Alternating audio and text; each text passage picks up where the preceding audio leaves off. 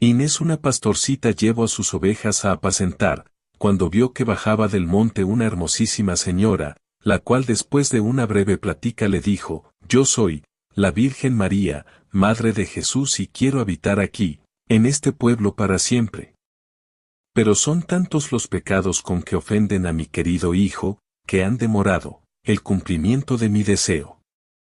Está ya próxima a llenarse la medida de la justicia divina, y antes que el cielo descargue sobre ellos su justa cólera, quiero usar de mi amor y misericordia con estos moradores. Baja, pues, a Valgañón. Cuéntales este suceso y diles que si en el plazo de 40 días no se arrepienten de sus muchas culpas y se enmiendan y corrigen, todos serán destruidos sin que quede piedra sobre piedra en todo su territorio. Si se arrepienten, desde ahora les prometo ser su especial protectora y habitar aquí entre ellos». Inés contó todo, pero ninguno dio crédito a sus palabras. Al día siguiente hizo su aparición por segunda vez la Virgen y le dice: «Es posible, Inés, que ese pueblo ingrato y soberbio se muestre todavía duro y rebelde a mis maternales voces». A lo que Inés le pide una señal para que crean. «No, no quiero que perezcan», dijo la hermosa señora, como hablando consigo misma, «y para que veas cuánto deseo su salvación, llégate a mí y te daré como señal un prodigio permanente». Obedeciendo se acercó y sintió que la Virgen le imprimía con dulzura inefable los 5 virginales dedos de su diestra mano en su mejilla izquierda. Al mismo tiempo oyó de sus celestiales labios estas cariñosas frases: «Ahí llevas una nueva señal, con la cual te creerá tu pueblo». Así se grabó hasta su muerte en el rostro las bellísimas huellas de los dedos virginales. Con estas señales volvió a su pueblo. Tanta era la veneración y tan grande el respeto que infundía aquella faz marcada que creyeron. Hicieron actos de penitencia y hubieron muchas conversiones. La acompañaron al campo haciendo actos de penitencia. Ella cargaba un leño, cuando se le presenta por tercera vez a Inés diciendo: «No tengas ningún temor, deja ya el pesado leño y acaben tus lágrimas y pesares. Ve ligera y di a tu pueblo que ya mi hijo ha oído tus clamores. Ha visto su contrición y aceptado sus penitencias y que, por su misericordia, ya están perdonados. Que se despojen de sus lutos y que me busquen en este lugar y me bajen a la villa porque quiero desde hoy ser protectora perpetua de Valgañón». Inés comunicó tan buena nueva y los encontró postrados en tierra y humilladas sus frentes mientras imploraban del cielo favor y clemencia. Apresurando el paso, hallaron en la fuente el hermoso simulacro de la Madre de Dios con un bellísimo niño, risueño y apacible, sentado sobre sus celestiales brazos y reclinado en su amoroso pecho. Con veneración, cargaron sobre sus hombros la imagen de Nuestra Señora hacia la ermita en que decidieron entronizarla hasta disponer de otro santuario más acorde. La iglesia de las Tres Fuentes de Valgañón es uno de los santuarios más antiguos de La Rioja, sito en un lugar ameno. Su origen está envuelto en una piadosa leyenda, según la cual la Virgen se apareció a una pastora llamada Inés en la dehesa de la villa, un monte cercano a las fuentes. Al enterarse el rey Fernando III, el santo, se acercó hasta allí junto a su mujer y el obispo de Burgos para consagrar el templo. Corría el año 1224. A ella acuden en devoción las gentes de Bañares, el 28 de abril, con la excusa de que guardan un Cristo que camino de Burgos a Bañares se hizo pesado y no hubo manera de llevarlo a su destino. También los de Santo Domingo de la Calzada, porque a la hora de construir la catedral se llevaron la madera de Valgañón, a condición de poner 3 plantones por cada árbol cortado. La iglesia ha estado muy vinculada a la cercana dehesa comunal. El día de San Isidro los vecinos acuden en romería a Tres Fuentes y sueltan las vacas en la dehesa. Desde la iglesia suben hasta el pastizal de Anguta donde, hasta hace unos años, se organizaba una lucha de toros en la que el vencedor se reservaba para semental o padre de la vacada, costumbre racial y brava donde se cruzaban apuestas y, como vemos en la fotografía, los vecinos y hasta los niños contemplaban la pelea a escasa distancia. Las bondades que la hierba de la dehesa de Anguta proporciona al ganado son proverbiales. En el año 1827, Baltasar de Untoria, un poeta local, escribía lo siguiente. Hay una dehesa famosa cerca del pueblo de Anguta que su hierba es sin disputa en sumo grado sabrosa. Es también tan sustanciosa que en 10 días el ganado, aunque esté deteriorado, si de su hierba ha comido, se pone gordo y lucido y en el más robusto estado. En otros tiempos hubo danza procesional, que los mayores de Anguta conocieron. En el año 1772 se escribió una comedia en la que un personaje animaba a los danzadores a subir a la dehesa para celebrar la aparición de la imagen. Júntense las cofradías con sus pendones y cirios, alcalde, los danzadores, aunque sean mal vestidos, acudan luego a la dehesa. También los vecinos de Santurdejo y Grañón acudían en rogativa por voto de villa y según costumbre antigua, tal como figura en el catastro del Marqués de la Ensenada hacia el año 1746. La vieja copla tradicional de la aparición de la imagen de la Virgen en la dehesa. La Virgen de las Tres Fuentes no es comprada ni es vendida, es bajada de los cielos y en la dehesa aparecida. Dio pie para componer unos gozos a la Virgen en los que no faltan alusiones a San Antonio y que los vecinos de Valgañón cantaban en la fiesta de su patrona. En la iglesia hay una imagen de este santo casamentero y era costumbre, trenes cargados de mozas con ganas de boda llegaban a Escaray desde Haro, que las mozas casaderas acudieran en romería el 13 de junio para dar 7 vueltas alrededor de la iglesia, beber agua del caño de en medio, sin apoyarse, y pisar un ladrillo, para así conseguir novio.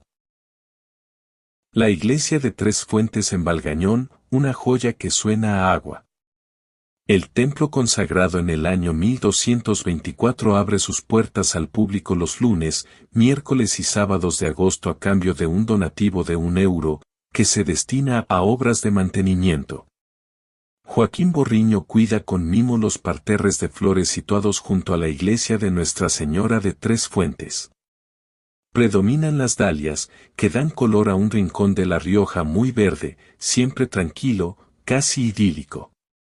En él, el sonido del agua, que cae generosa desde 3 caños y golpea la piedra, parece refrescar el ambiente.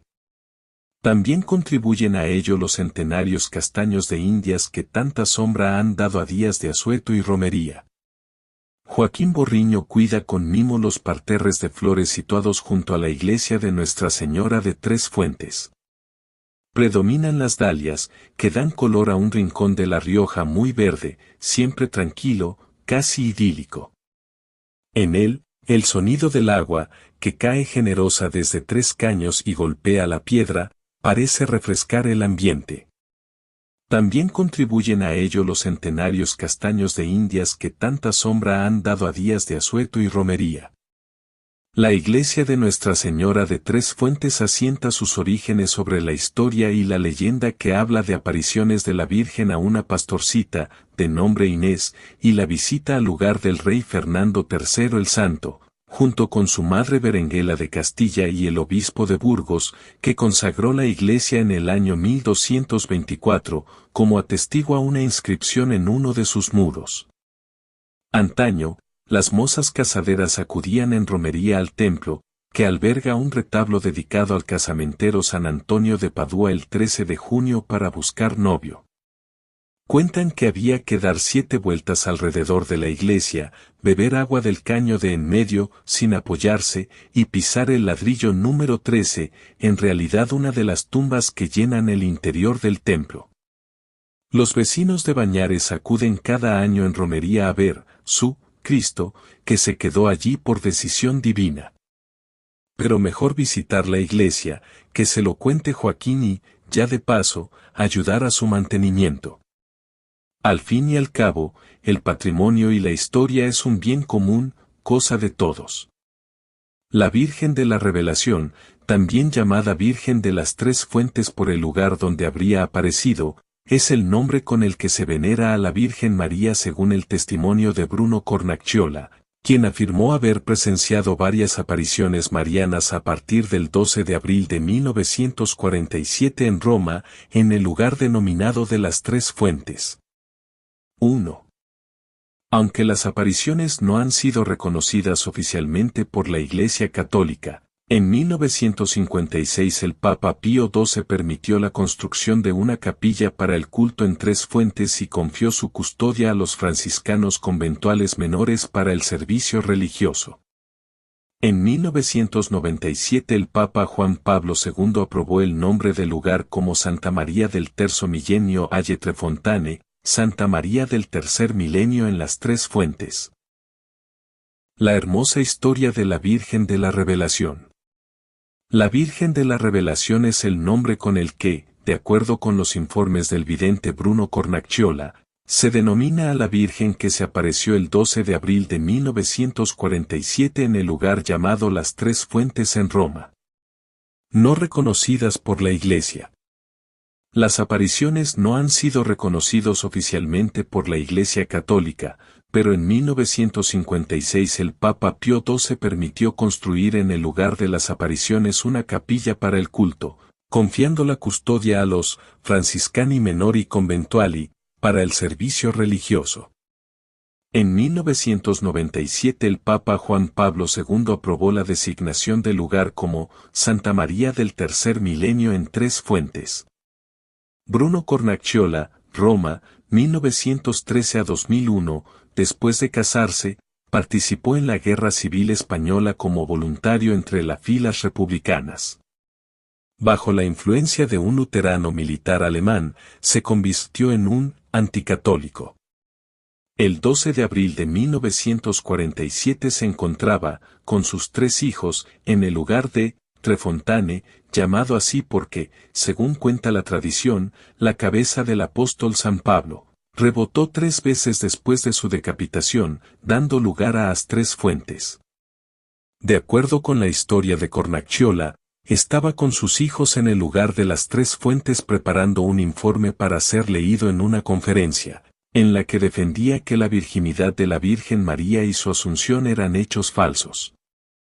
El hijo menor, Gianfranco, se había ido en perseguir una pelota, cuando el padre fue en su búsqueda puesto que no le encontraba, vio a su hijo de rodillas y en trance delante de una de las cuevas naturales de la zona, mientras murmuraba, «Bella dama». Los otros 2 niños cayeron a su vez en un trance, de rodillas, entonces, el padre entró en la cueva, y allí fue donde vio a la Virgen. Según contó Bruno posteriormente, la belleza de la Virgen era deslumbrante. Llevaba un vestido blanco largo, atado a la cintura con una cinta de color rosa. Su cabello negro que le llegaba hasta los pies descalzos estaba sujetado ligeramente con una cinta verde.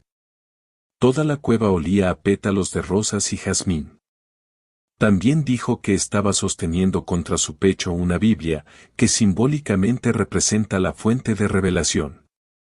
Esto fue lo que la Virgen le dijo: «Soy la que está en la Trinidad Divina. Soy la Virgen de la Revelación. Tú me has perseguido, ya basta. Entra en el redil, el juramento de Dios es santo, los 9 viernes que hiciste antes de entrar en el redil de la mentira son los que te han salvado. Obedece la autoridad del Santo Padre». Bruno Cornacciola dijo que, después de oír estas palabras, se sintió inmerso en un estado de profunda alegría.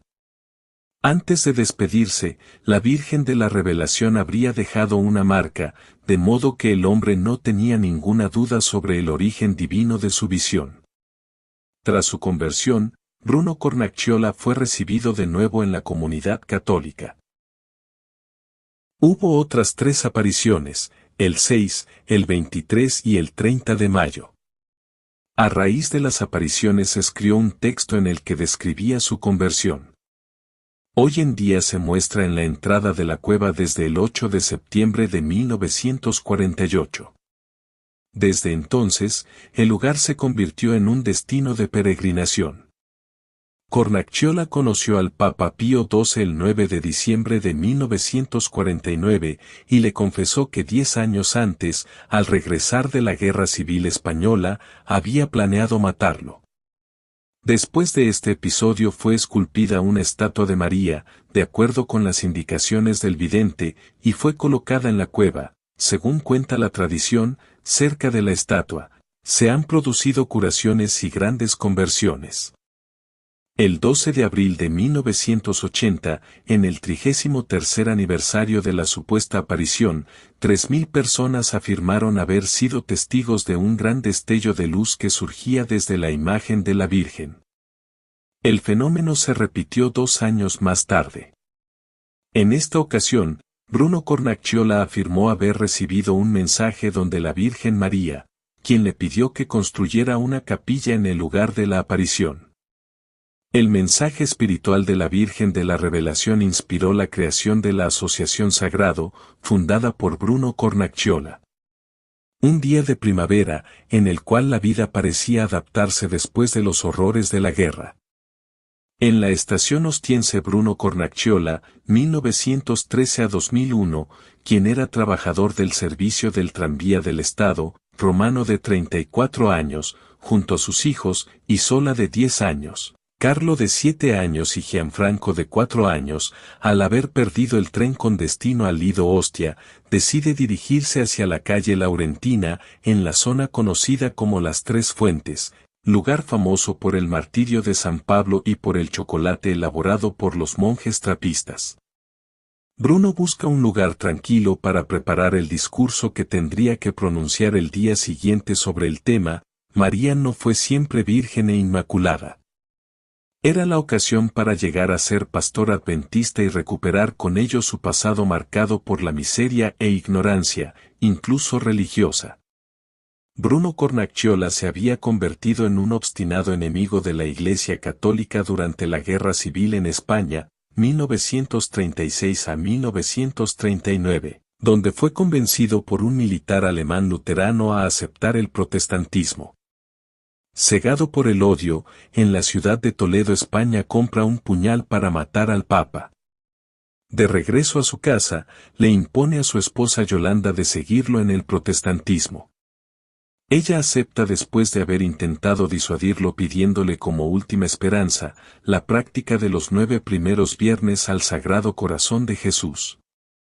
Bruno se sienta debajo de un eucalipto, hojea la Biblia y empieza a tomar notas, mientras sus hijos juegan con una pelota, en una colina llena de árboles donde se encuentra una gruta, excavada en la toba, obscura y maloliente. Bruno, del 12 al 28 de abril busca desesperadamente el sacerdote designado, orando por la noche y suplicando a la bella señora de ayudarlo. Gracias al consejo de su esposa Yolanda como última tentativa, va a su parroquia llamada de Todos los Santos, escondiéndose en la sacristía, para no ser reconocido, jala de la cota a un sacerdote, diciendo, «Padre, ¿podemos hablar?», a lo que el padre Frossi contesta, «Ave María, hijo mío, esta es la confirmación». El padre Frossi le indica a otro sacerdote, el padre Gilberto Carniel, que se ocupará de la formación religiosa de Bruno y de su esposa, hasta la retractación, llevada a cabo el 7 de mayo de 1947, día en que la familia Cornacchiola regresa a la Iglesia Católica. Soy aquella que está en la Trinidad Divina. La Virgen María nos recuerda que ella está íntimamente unida a la Santísima Trinidad, ella es hija del Padre, madre del Hijo y esposa del Espíritu Santo. Dios Espíritu Santo, que es estéril en Dios, es decir, no produce otra persona divina en la divinidad, se hizo fecundo por María, su esposa. Con ella, en ella y de ella produjo su obra maestra, que es un Dios hecho hombre, y produce todos los días, hasta el final del mundo, a los predestinados y miembros de esta cabeza adorable. Por ello, cuanto más encuentra a María, su querida e indisoluble esposa, en un alma, tanto más poderoso y dinámico se muestra para producir a Jesucristo en esa alma y a ésta en Jesucristo. María está en la revelación divina, es decir, de ella y de sus privilegios se habla en toda la Sagrada Escritura, interpretada según el magisterio de la Iglesia.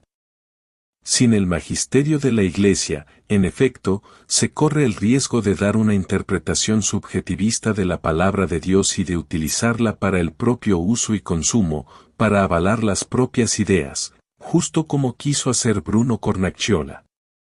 Tú me persigues, ahora basta, regresa al redil santo, que es la corte celeste en tierra. Obedece a la autoridad del Papa. Retorna al manantial puro del Evangelio. La Virgen, a través de Bruno, exhorta a todos los que están fuera de la Iglesia Católica, redil santo, a entrar o a volver, porque es fundada por Jesucristo sobre Pedro y sobre los apóstoles. Es sacramento universal de salvación para toda la humanidad. María nos invita a volver a la fuente pura del Evangelio, que se encuentra solo en el magisterio viviente de la Iglesia, es decir, en el Santo Padre y en los obispos que están en comunión con él.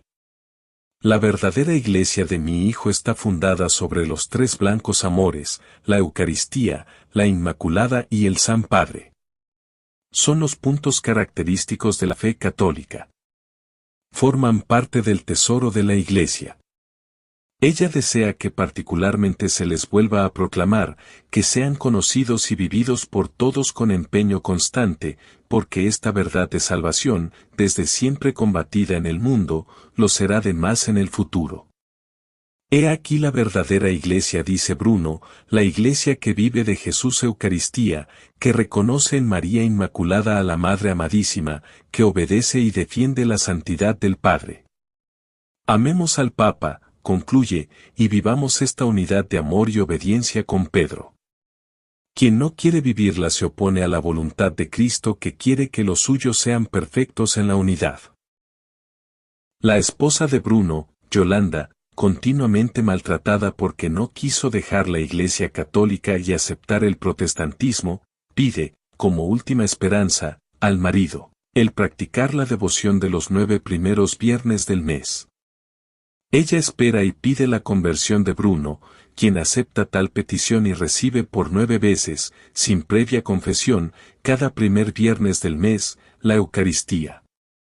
Sin embargo, al final de la piadosa práctica, no cambia al parecer y así, fracasada la prueba, también Yolanda pasa al protestantismo.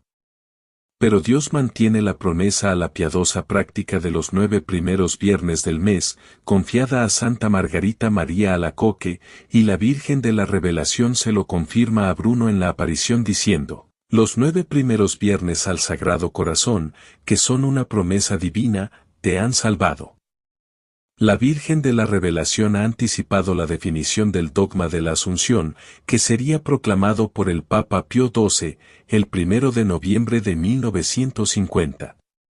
María, asimilada a su Hijo Jesús en la cruz, también lo fue en la muerte, siendo asunta en cielo en alma y cuerpo. Finalmente, la Virgen Inmaculada, preservada inmune de toda mancha de culpa original, terminado el curso de su vida en la tierra, fue asunta en cuerpo y alma a la gloria del cielo y enaltecida por Dios como Reina del universo, para ser conformada más plenamente a su Hijo, Señor de los señores y vencedor del pecado y de la muerte. La Asunción de la Santísima Virgen constituye una participación singular en la resurrección de su Hijo y una anticipación de la resurrección de los demás cristianos. Del Catecismo de la Iglesia Católica número 966. Se implore mucho y se recite el Santo Rosario cotidiano por la conversión de los pecadores, de los incrédulos y por la unidad de los cristianos. Ahora más que nunca son actuales estas palabras de María, hoy que las nubes oscuras de la guerra, del odio y de la división se propagan sobre el horizonte del tercer milenio. Al meditar los misterios gloriosos, gozosos, dolorosos y luminosos, mientras recitamos el Ave María, contemplamos todo el misterio de Jesús, partiendo de su encarnación, pasando por el camino de cruz hasta llegar a la gloria de su resurrección. De igual forma contemplamos claramente la íntima participación de María a este misterio y a nuestra vida en Cristo hoy, que se encuentra marcada por momentos de gloria y de dolor, de oscuridad y de luz, de ansiedad y de esperanza. Papa Benedicto XVI, discurso en Fátima el 12 de mayo del 2010. Sean misioneros de la palabra de verdad. Es de esta invitación de donde las misioneras de la divina revelación han sacado el impulso para su vida misionaria basada sobre la firme voluntad de servir Cristo Jesús en la Iglesia Católica. Los milagros. A finales del mes de mayo la prensa habla del hecho. Muchos devotos van a la gruta, en donde se siente la presencia de la Madre de Misericordia, y muchas son las conversiones y los milagros. La Virgen María le ha dicho a Bruno: yo convertiré los más obstinados con los milagros que obraré con esta tierra de pecado. Como el agua de la piscina de Lourdes, la tierra de la gruta de las tres fuentes, santificada por la presencia de María, a través de nuestra fe, obrará prodigios. Junio de 1947, primera curación. Carlo Mancuso, cayendo en el hueco de un elevador, presenta graves fracturas en todo el cuerpo. Con la tierra de la gruta, vuelve a caminar, no obstante en las radiografías se presentaban todavía las fracturas. En el verano de 1947, un militar de Nápoles, internado en el hospital de Roma, viene curado de un tumor en el cerebro. El 5 de octubre de 1947, en la fiesta de la Virgen del Rosario, la imagen de la Virgen de la Revelación es llevada a la plaza de San Pedro, en donde es bendecida por Pío XII. Ante un gran silencio, cae el velo y la Virgen del Manto Verde es venerada por los devotos, entre los cuales se encuentran los dos hombres curados milagrosamente por la intercesión de la Santísima Virgen de la Revelación. Remolcada por 6 caballos blancos, sobre el carruaje de Casa Saboya, la procesión pasa por el centro de Roma, atraviesa los foros imperiales hasta llegar a su morada, la Gruta de las Tres Fuentes. La opinión de la Iglesia. Una daga para Papa Pío XII.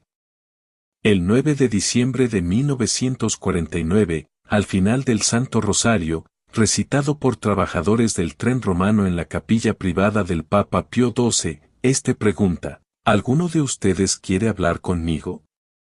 Bruno da un paso adelante e hincándose, le pide perdón, por haber tenido la intención de matarlo, le entrega la Biblia de edición protestante, junto con el puñal, en el cual sobre la cacha le había escrito: muerte al Papa.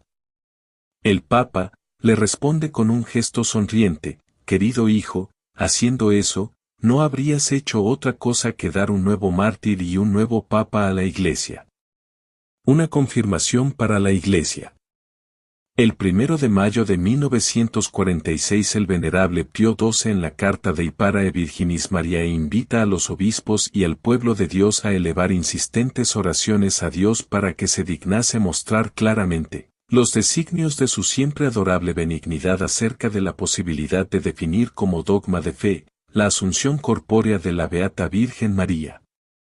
Para confirmar el trabajo de los teólogos, el 12 de abril de 947 María le dice a Bruno: mi cuerpo no podía sufrir corrupción y no se corrompió, por mi Hijo y por los ángeles fui llevada al cielo. Y así la Virgen María donó su confirmación celeste a la solicitud del Papa. El 1 de noviembre de 1950 el venerable Pío XII proclama el dogma de la Asunción de María al cielo en cuerpo y alma. Para nosotros los hombres es la certeza de que nuestro cuerpo mortal será revestido de inmortalidad. 1 Corintios 15, 54. El pensamiento de la Iglesia. Para comprender el procedimiento de la Iglesia respecto a las revelaciones privadas, recordamos las palabras del entonces cardenal Joseph Ratzinger, prefecto de la Congregación de la Doctrina de la Fe, en una entrevista que le concedió a Vittorio Messori y publicada después en un libro titulado Rapporto sulla Fede.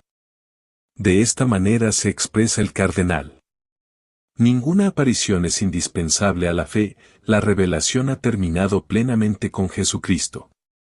Él mismo es la revelación.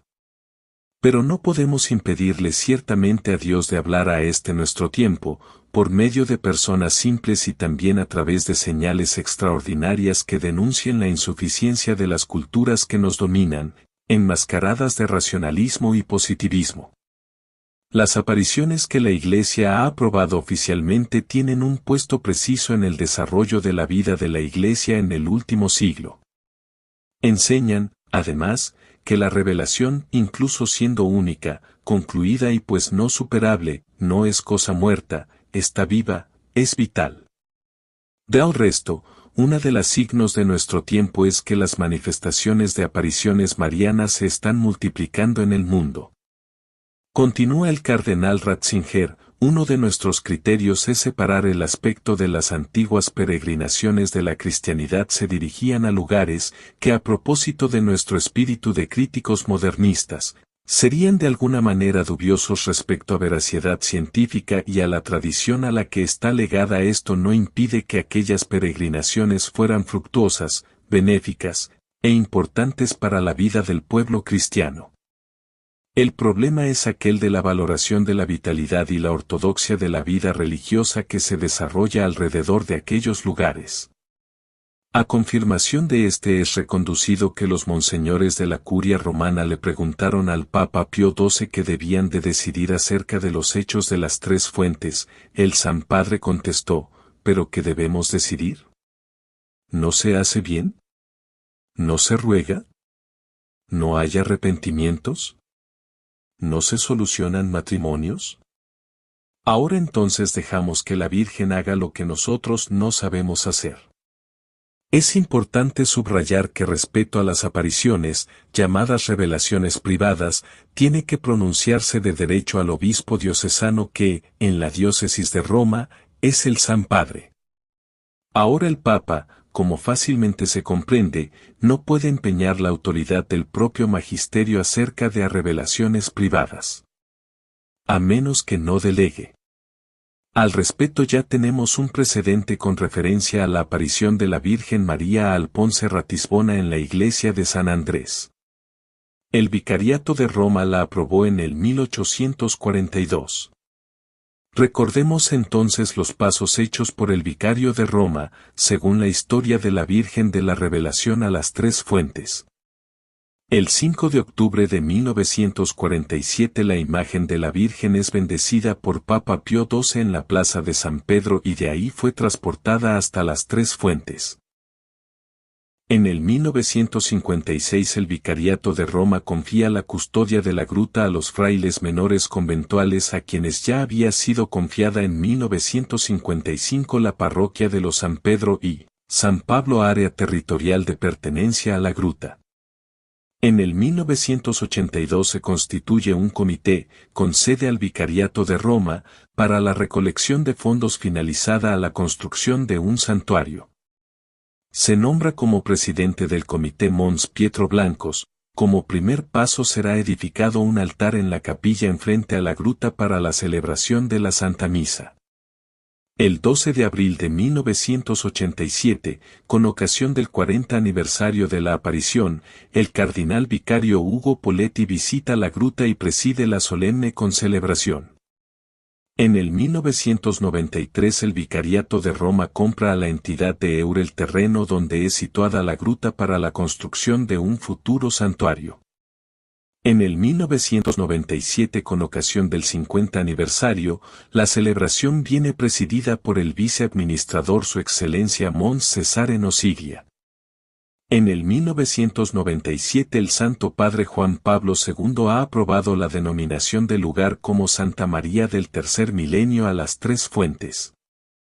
En el 2001 el 11 de febrero el cardenal vicario Camilo Ruini aprueba los estatutos de las misioneras de la Divina Revelación. Sobre tal acontecimiento transmitimos y compartimos el testimonio del cardenal vicario de Roma, Ugo Poletti. Refiriéndose a las apariciones a las Tres Fuentes, Su Excelencia dijo: habitualmente se pregunta, ¿pero hay un reconocimiento oficial de la Iglesia? Este no es un problema. No es mucho el problema de un reconocimiento oficial, en cuanto que el acontecimiento en sí contiene un propio mensaje, un propio valor, un propio sentido.